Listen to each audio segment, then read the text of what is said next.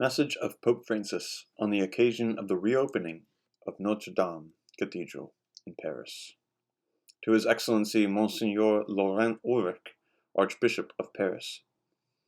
I am very happy to join you, Excellency, in thought and prayer, as well as with all the faithful people gathered, and with all those present on this solemn day when your cathedral is reopened for worship.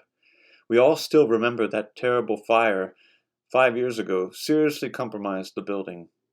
Our hearts were heavy at the risk of seeing a masterpiece of Christian faith and architecture disappear, a centuries-old witness to your national history. Today, sadness and mourning give way to joy, celebration, and praise. I salute all those, especially the firefighters, who courageously worked to save this historic monument from the wreckage. I salute the determined commitment of the public authorities as well as the great outpouring of international generosity that contributed to the restoration. This outpouring is a sign not only of an attachment to art and history, but even more, and how encouraging this is, a sign that the symbolic and sacred value of such a building is still widely perceived, from the smallest to the largest. I also salute the remarkable work of the many trades that have invested themselves, generously giving the best of themselves to restore Notre-Dame to its splendor. It is beautiful and reassuring that the know-how of yesteryear has been wisely preserved and improved. But it is even more beautiful that many workers and craftsmen have testified to having experienced this restoration adventure in an authentic spiritual approach. They followed in the footsteps of their fathers whose faith alone lived in their work, could build such a masterpiece where nothing profane, unintelligible, or vulgar has its place. May the rebirth of this admirable church therefore constitute a prophetic sign of the renewal of the church in France. I invite all the baptized who will enter this cathedral with joy to feel a legitimate pride and to reappropriate their heritage of faith.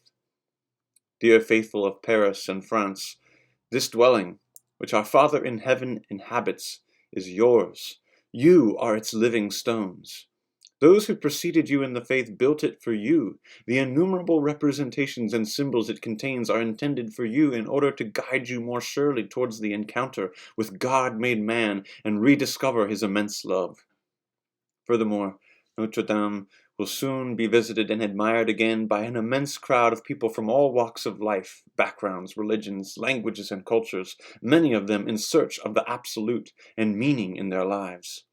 I know, Your Excellency, that the doors will be wide open to them, and that you will be committed to welcoming them generously and freely as brothers and sisters. In the testimony of the Christian community, may they perceive the peace that inhabits its praise, sense the joy of knowing and loving the Lord who has become closeness, compassion, and tenderness. May they, raising their eyes to these vaults that have regained the light, share this invincible hope. Imploring on the Church of France and on all the French people the protection of Notre-Dame de Paris, I wholeheartedly impart to you, as well as to all those present, the blessing. St. John Lateran, November 21st, 2024.